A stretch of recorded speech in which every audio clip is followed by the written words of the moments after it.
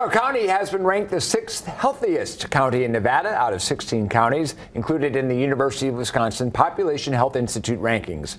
That health outcome ranking considers things like low birth weights and life expectancy, but looking at individual health factors like smoking, obesity, and access to health care, the numbers are more concerning for Clark County, which dropped 4 spots in those rankings since 2010. The study found 14% of the population in Clark County under the age of 65 does not have health insurance, and 20.6% of children in Clark County are experiencing poverty, higher than both the state and national average. That these health factors are created by policies and programs that are implemented at the moment.